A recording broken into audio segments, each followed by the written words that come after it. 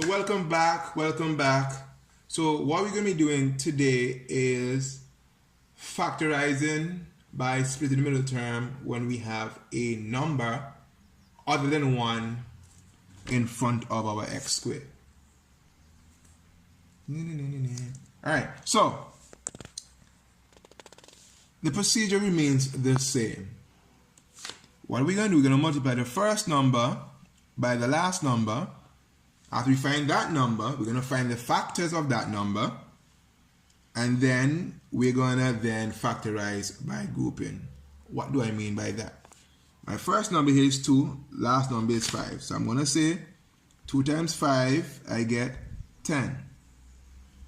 After we get that, then we're going to find the factors of 10. The factors of 10 is either 1 and 10 or 2 and 5. Or it could be negative 1 and minus 10, minus 2 and minus 5. But we know the negative is not going to be used. Why? Because the number that we're looking for has a plus sign. We know that when we operate in addition and subtraction, the signs are the same. When we add, we keep the sign. So we said negative 2 times plus negative 5, because the signs would be the same. The answer would be negative 7. Okay? So, which factors are we going to use? If we add these together, I get 7. If I add these together, I get 11.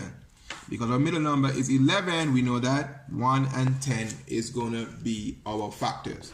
So we're going to rewrite the first, the last, and we're going to put our factors on the inside. So we have 2x squared plus 10x plus x plus 5. Okay? And then we're going to factorize by grouping.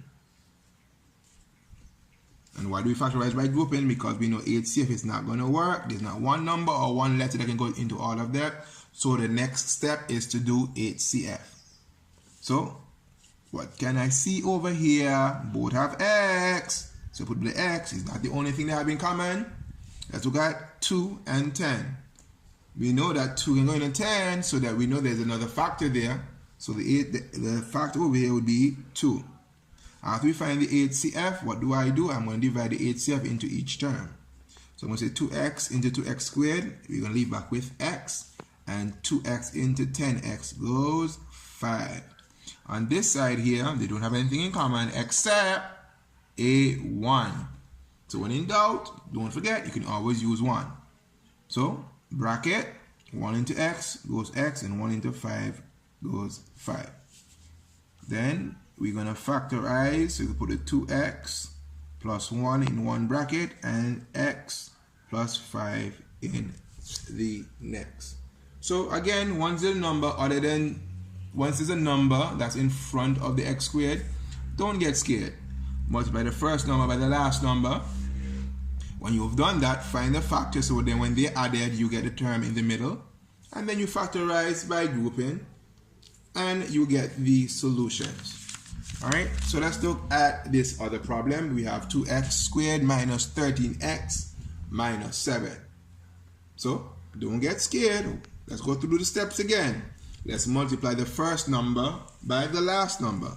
So 2 times minus 7 gives me minus 14. Let's list the factors of minus 14 now. We have either minus 14 and 1. And we have minus 2, 7, or minus 7, 2, and of course we have minus 1 and 14. When we add them, we're supposed to get minus 13. If we add that, we're going to get 5, minus 5, 13. When we add this, we get minus 13. So these are my factors. So let's go quickly. We're going to say 2x squared minus 14x plus x minus 7.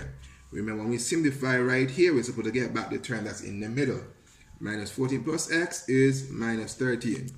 And then once we've done that, we're going to factorize, you said it, by grouping. So we're going to find the HCF over here, which is 2x. Put in our bracket. So we're going to say 2x into 2x squared goes x. And 2x into minus 14 goes minus 7. Close bracket. On this side, we're going to say, what do they have in common?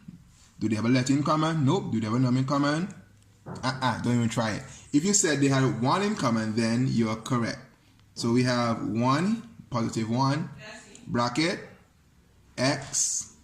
1 into x goes x, and 1 to minus 7 goes minus 7. So, to finish this problem, we're going to put the terms that are on the outside in one bracket, and then we're going to bring down these into one bracket. That's minus 7. Minus 7. So there you have it, guys. Factorization, factorizing, splitting the term when there's a number greater than 1 in front of the x squared. I hope you appreciate and like this video. If you do, leave me a comment. If you anything you didn't understand, and I'll see you next time.